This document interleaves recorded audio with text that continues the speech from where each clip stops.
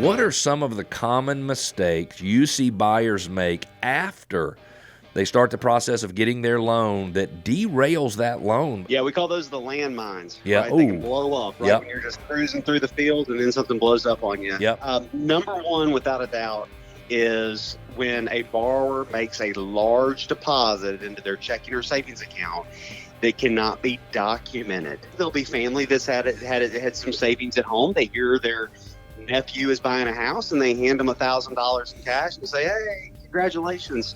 And they run to the checking account and deposit that. And that can create havoc in the loan process because now we have unverifiable funds that we're trying to use for the mortgage transaction. And so what happens when that happens? Like, what do you do? Do you have to continue to look around until you can actually verify? I mean, what happens?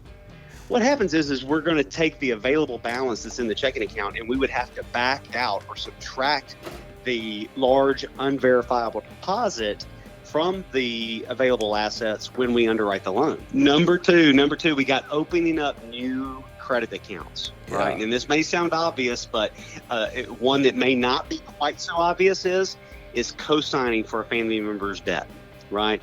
Son, daughter, brother, cousin comes to you, "Hey, I need help buying a car. Can you co-sign with me?" "Oh yeah, no problem."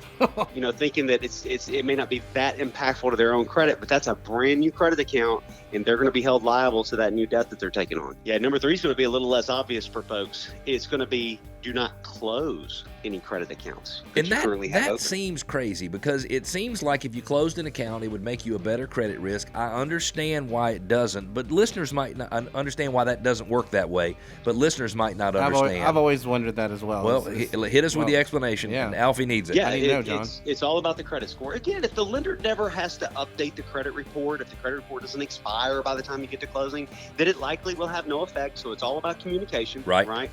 In communicating to the loan officer. But if we do have to update the credit report and credit scores for any reason, if you have closed an account, then that is a huge factor in credit scores. Because remember what is making a credit score good or not is the utilization of credit. So if you close down a credit account, now you have less credit available to you, so your credit utilization might have increased. Number four, last one I wrote down, and you would not believe how common this is, but it's changing the status of your employment. Okay. Now, John, you cannot freaking be serious. It People quit their job in the middle of getting a loan?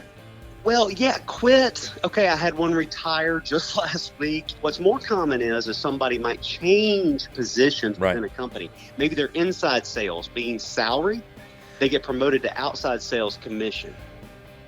They're not thinking that's going to hurt their mortgage status at all.